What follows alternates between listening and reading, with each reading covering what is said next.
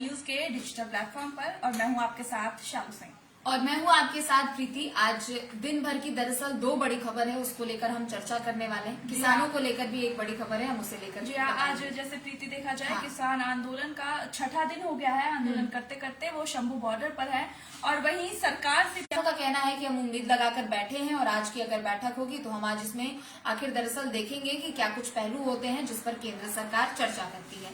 दूसरी खबर को भी लेकर शालू जानकारी दीजिए। जी हाँ, दूसरी जो सबसे बड़ी खबर है, जैसे कि हम सब जानते हैं लोकसभा चुनाव और ऐसे में सभी पार्टियां अपने अपने तरीके से जो है कैसे लड़ना है और ऐसे प्लान बना रहे हैं। उसी बीच एक खबर आ रही है कि कमलनाथ जो एक बहुत बड़ा नाम है अपने आप में और उनके बेटे नकुलनाथ, ये दोनों बीजेपी में शामिल हो सकते हैं। बिल्कुल, क्योंकि देखिए कमलनाथ का हम सिर्फ मध्य प्रदेश से इतिहास जोड़कर नहीं देख सकते हैं। 30 साल तक वो केंद्रीय राजनीति में भी सक्रिय रहे जब कांग्रेस की सरकार हुआ करती थी और काफी लंबे समय तक कांग्रेस ने उनको मंत्री पद पर भी बैठाया और एक दिग्गज नेताओं में से उनके नाम की गिनती होती है। और ऐसे में 2 दिन पहले जब खबरें आई कि कमलनाथ बीजेपी में शामिल हो सकते हैं, तो आप समझिए कि जो बिहार में खेला हुआ, जो झारखंड में खेला हुआ, जिसकी बात हमेशा की जाती है, उसके बाद अब उम्मीद ये लगे कि क्या एमपी में भी खेला हो जाएगा। और सब कुछ ये दरअसल जो रचा हुआ है, वो जो गढ़ा हुआ है, वो 2023 के मध्य प्रदेश विधानसभा से जोड़कर देखा जा रहा है। जी हाँ, बिल्कुल। और जिस हिसाब से बीजेपी में लोग शामिल होते जा रहे हैं कांग्रेस के, उस हिसाब से ऐसा लग रहा है कि जो बड़े दिग्गज लोग हैं वो वहां पे टिक नहीं पा रहे कांग्रेस में, क्योंकि कमलनाथ का भी बीजेपी में शामिल होने का एक यही देखा जा रहा है कि जो है क्योंकि उनको उनके पद के हिसाब से सम्मान नहीं मिल रहा है। ये बहुत लोग कह रहे हैं, जो राजनीतिक विशेषज्ञ हैं, जो राजनीति में इंटरेस्ट रखते हैं, उनके हिसाब से। क्योंकि आप देख सकते हैं कि जीतू पटवारी को बना दिया गया कांग्रेस का वहां पे अध्यक्ष और प्रदेश अध्यक्ष, और कमलनाथ को हटा दिया गया, तो ये भी एक बहुत बड़ा जो एंगल है कि क्योंकि वो देखिए कद्दावर नेता वहां माने जाते हैं। और ये आरोप सिर्फ कमलनाथ की तरफ से नहीं है, या फिर हालांकि उन्होंने सीधे तौर पर आरोप नहीं लगाया है, कुछ उनके नजदीकी विधायकों ने आरोप लगाया है कि उनको सम्मान नहीं मिल रहा था। और शालू, आपने देखा होगा कि पिछले कुछ दिनों में जितने लोग कांग्रेस को छोड़ के जा रहे, चाहे वो छोटे तबके के चेहरे हो या फिर दिग्गज चेहरों में से एक हो, सबका एक यही आरोप रहता है कि कांग्रेस पार्टी में सम्मान नहीं है। जी हाँ। और मध्य प्रदेश के अगर विधानसभा चुनाव को अगर हम देखते हैं तो काफी ज्यादा भार उन पर ही दे दिया गया था, और जब जीत नहीं हुई कांग्रेस की तो कहीं ना कहीं ठीकरा भी कमलनाथ के ऊपर फोड़ा जा रहा है। और शायद यही कारण है कि वो अपने बेटे के साथ शामिल हो सकते हैं। अपने बेटे के साथ वो दिल्ली भी गए, और दिल्ली जाने का मतलब हम सब जानते हैं कि अमित शाह से मुलाकात होगी, जेपी नड्डा से मुलाकात होगी, और आगे क्या कुछ सर्कमस्टेंसेस होते हैं वो हम जानते हैं। लेकिन 5 कुछ ऐसे बड़े पॉइंटर्स हैं जिन पर हम आपको बताएंगे कि आखिर कमलनाथ बीजेपी में जाते हैं तो कांग्रेस को कितना नुकसान होता है और बीजेपी को क्या फायदा होता है। सबसे पहली चीज दरअसल ये है कि सिख दंगों में 23 अप्रैल को सुनवाई होने वाली है। क्योंकि आप सभी को पता है कि 1989 के आसपास का वो समय था जब सिख दंगे हुए थे पूरे देश भर में, और कमलनाथ की हालांकि कोई ऐसी मुख्य भूमिका नहीं रही है, लेकिन उनके ऊपर एक ये आरोप लगाया गया था कि उन्होंने भीड़ को उकसाने का काम किया था, क्योंकि वो केंद्र में उस वक्त मंत्री थे। तो उनके जो कुछ ऐसे बयान थे, कुछ संबोधन थे, उसके जरिए वो लग रहा था कि उन्होंने भीड़ को उकसाने का काम किया, जिसके कारण दंगे और भी ज्यादा भड़क गए। तो उनकी उस भूमिका को लेकर दरअसल एसटीएफ की जो टीम है उन्होंने अपनी रिपोर्ट पेश करनी और तैयार करनी शुरू कर दी है, और उसी पर 23 अप्रैल को सुनवाई होगी। कांग्रेस में रहेंगे, जाहिर सी बात है कि आजकल विपक्ष के नेताओं की तरफ से ईडी सीबीआई को लेकर काफी ज्यादा हो हल्ला मचाया जा रहा है। कांग्रेस में अगर वो रहते हैं तो कुछ गाज जरूर गिर सकती है, लेकिन आप सभी को पता है कि विपक्ष की भी ओर से ये हमेशा आरोप लगाया जाता है कि अगर कोई विपक्ष का नेता सत्ता पक्ष में चल जाता है या फिर बीजेपी में चल जाता है तो उसके आरोप, उसके प्रत्यारोप और उसके जो कर्म होते हैं वो भी कम हो जाते हैं, यानी जो आरोप उसके ऊपर होते हैं वो कम हो जाते हैं। पहला फैक्टर ये है जिस पर पार्टी बदलने को लेकर। बिल्कुल हाँ। जहाँ दूसरा फैक्ट है, आप बोल ही रहते कि आरोप और प्रत्यारोप, वहीं 254 करोड़ के बैंक फ्रॉड में भांजे जो रतुल पर है उस पर भी ईडी का केस चल रहा है, जिसको लेकर आरोप है कि रतुल जिस कंपनी में मोजरवेयर के निदेशक थे, उस कंपनी ने गलत जो दस्तावेज होते हैं, जो पेपर्स होते हैं, उसके आधार पर 354 करोड़ रुपए का लोन लिया था। और अगस्त 2019 की बात करें तो सबसे पहले सीबीआई ने इस मामले में एफआईआर दर्ज की थी और इसके बाद ईडी भी केस दर्ज की थी। तो इस मामले में रतुल गिरफ्तार हुए और अब जमानत पर हैं। वहीं अब जो 4 साल बाद है, यानी कि अगस्त 2023 में इसी केस में ईडी ने रतुल के सहयोगी नितिन भटनागर को गिरफ्तार किया था। और हालांकि रतुल ने जांच एजेंसी को ये बताया है कि इस कंपनी कि डायरेक्टर पद से 2012 में ही वो अलग हो चुके थे। तो वहीं आप देख रहे हैं कि किस कदर ईडी का जो है गाज गिर रहा है हर नेता पर, विपक्षी दल पर खास करके। तो इसमें भी एक बहुत बड़ा एंगल देखा जा सकता है कि हो सकता है ईडी से बचने के लिए भी कमलनाथ बीजेपी में शामिल हो रहे हैं। बिल्कुल। और एक और बड़ा कारण ये है कि अपने बेटे के राजनीतिक भविष्य को लेकर वो दरअसल चिंता में है, क्योंकि मध्य प्रदेश में 29 लोकसभा सीटें आती है। छिंदवाड़ा को छोड़कर बाकी सभी की सभी 28 सीटें जो हैं वो दरअसल बीजेपी के पास है। हालांकि छिंदवाड़ा से जो अभी मौजूदा सांसद है नकुल नाथ, उन्होंने पहले ही ऐलान कर दिया था कि लोकसभा चुनाव तो वो ही लड़ेंगे, मतलब कमलनाथ नहीं लड़ने वाले। हालांकि कमलनाथ को भी अपने विधानसभा क्षेत्र में 2023 के इस विधानसभा चुनाव में हार मिली थी।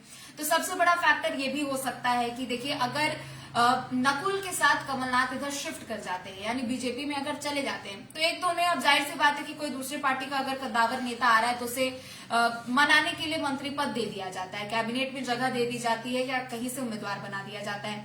लेकिन अगर नकुल भी अगर आते हैं, यानी उनके बेटे भी अगर बीजेपी में आते हैं, तो छिंदवाड़ा की जो सीट रहेगी उसे बीजेपी उन्हीं को उम्मीदवार घोषित कर देगी। तो बीजेपी को भी फायदा हो जाएगा कि पहले से अगर 28 सीट है और सभी सीटों पर वो जीतते हैं, और छिंदवाड़ा से अगर नकुल भी जीतते हैं बीजेपी में आने के बाद, तो 29 की 29 लोकसभा सीटें सभी बीजेपी के पास आ जाएगी। और एक भविष्य को भी लेकर चिंता यही रहती है, क्योंकि कमलनाथ ने ही अपने बेटे को स्थापित किया है। और जाहिर सी बात है कि जब कमलनाथ अभी मुख्य भूमिका में नहीं है कांग्रेस की राजनीति में, कोई उनके पास ना पद है, ना कोई उनके पास अभी कोई मंत्रालय भी, हालांकि चुनाव हार चुके हैं तो मंत्रालय का सवाल ही नहीं उठता, तो पद भी कांग्रेस की तरफ से नहीं दिया गया।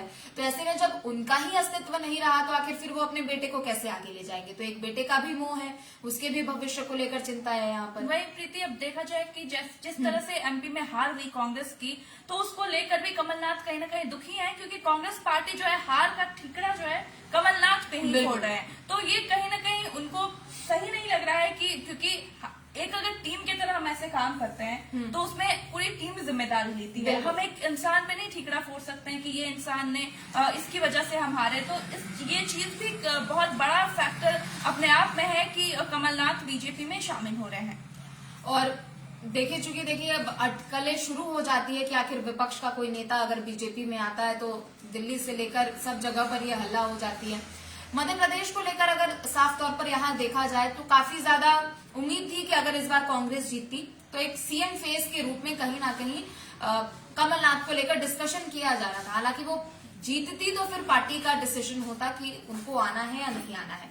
2018 में जब बीजेपी कांग्रेस यहाँ पर जब चुनाव जीती थी, लगभग 1 से 1.5 साल तक वो मुख्यमंत्री रहे थे कमलनाथ, और उसके बाद फिर सत्ता पलट हो गई, जिसके बाद बीजेपी सत्ता में आ गई। तो उस वक्त भी कमलनाथ ही सीएम फेस थे, और इस वक्त भी कमलनाथ को ही सीएम फेस के रूप में यहाँ पर चर्चाएं शुरू हो चुकी थी। तो लेकिन कहीं ना कहीं जो पूरे परफॉर्मेंस की रिपोर्ट शालू आप कह रही थी, उसे लेकर ये पूरी चीजें इर्द गिर्द कमलनाथ के ही आसपास घूम रही थी कि आखिर अगर कमलनाथ अपने विधानसभा क्षेत्र में नहीं जीतते हैं तो फिर उनको क्या खामियाजा भुगतना पड़ सकता है।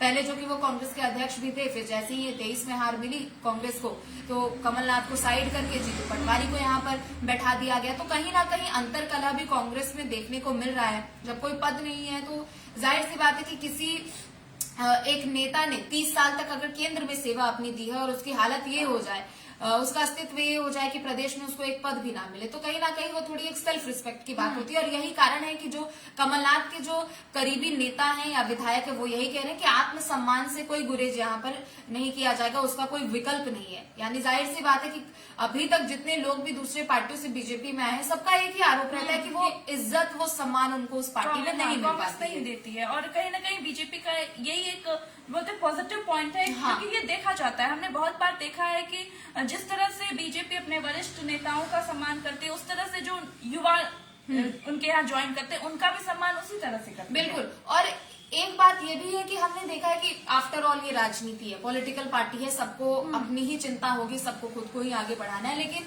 कुछ जगहों पर मैं ये पढ़ रही थी और ये शायद सबको दिखता भी है कि बेशक दबाव या कलह सभी पार्टियों के अंदर में होते हैं, लेकिन दूसरी पार्टियों की इतनी ज्यादा उजागर इसलिए हो जाती है क्योंकि सब अपने आप को एक दूसरे से बड़ा बताते हैं। और ऐसा मैं इसलिए कह रही हूँ क्योंकि कुछ जगहों पर जब मैंने प्रधानमंत्री से रिलेटेड कुछ ऐसी खबरें पढ़ी थी, तो यहाँ पर मैंने देखा था कि कहा जाता है कि जब बीजेपी में जब प्रधानमंत्री मोदी भी जब छोटे कार्यकर्ता थे, जब मुरली मनोहर जोशी उनके साथ थे, लालकृष्ण आडवाणी थे जो कि पार्टी का और राम आंदोलन का अगुआ एक तरीके से वो थे, तो उनको कभी ये गुरेज नहीं हुआ अपने आप को छोटे कार्यकर्ता बताने में। और यही लेगेसी शायद एक बीजेपी में भी फॉलो हो रही है कि छोटे कार्यकर्ताओं को पता है कि ये हमारा मुखिया है, तो एक आदेश जो वहां से जारी होगा हमें उसे फॉलो करना है। लेकिन विपक्षी पार्टियों में हम हमेशा देखते हैं कि अगर वहां से कुछ आदेश आया तो दूसरी जगह से बगावत शुरू हो जाती है, तो कहीं ना कहीं वो एक लेगेसी फॉलो नहीं हो पाती है। और जाहिर सी बात है कि राजनीतिक पार्टी है, राजनेता है, तो राजनीति तो करेंगे ही। बिल्कुल, लेकिन प्रीति यही आप एक देखें कि एक समय वो भी था जब बीजेपी के पास बस 2 या 3 सीटें थी, और आज बीजेपी इतनी बड़ी पार्टी बन चुकी है जिसमें कि वो कहा जाता है कि दूसरे के जो दूसरी पार्टी में नेता हैं उनको भी अपने साथ शामिल कर ले रही है कि इस कदर की। बिल्कुल, और ये एक मैसेज भी बीजेपी देती है कि देखो आप अपने दिग्गजों नेताओं को आप ये सम्मान नहीं दे रहे, हम अपने जगह बुला के उन्हें मंत्री बना रहे हैं। और इसका सबसे बड़ा एग्जाम्पल मुझे लगता है कि हिमंता बिस्वा शर्मा है। उन्होंने भी कांग्रेस पर यही आरोप लगाया था कि मुझे मान सम्मान नहीं मिल रहा है, वो बीजेपी में आए, वो आसाम के मुख्यमंत्री बन गए। तो ऐसे बहुत सारे उदाहरण हैं जिससे पता लगता है कि अगर जो पार्टी के दिग्गज है, जिन्होंने उस पार्टी की आधारशिला रखी, जो वो आगे लेकर गए, इतने साल तक सत्ता में रहे, अगर उनको वो सम्मान या इज्जत नहीं दी जाएगी तो जाहिर सी बात है कि कोई ना कोई विकल्प तो तलाशेगा ही। और बीजेपी को इस चीज का फायदा मिलता है कि जैसे ही लोग आते हैं वो उनको मंत्री पद दे दिया जाता है। हालांकि टर्म्स एंड कंडीशन होंगे वहां पार्टी के अंदर, लेकिन दिखाने के लिए ही सही, लेकिन बीजेपी उनको वो जरूर वो पद, ओहदा या एक तरीके से आप कह लीजिए कि वो सम्मान आते के साथ ही बीजेपी दे देती है। वही प्रीति अब देखना होगा कि आखिरकार 2024 के चुनाव में बिल्कुल क्या होना है, क्योंकि ये बहुत एक तरह से ज्यादा टाइम नहीं है, ज्यादा टाइम नहीं है, क्योंकि बीजेपी तो पूरी तरीके से तैयार हो चुकी है 2024 में अपना परचम लहराने के लिए। बिल्कुल, तो चलिए फिलहाल के लिए इतना ही। बाकी खबरों के लिए आप देखते रहे प्राइम न्यूज। नमस्कार।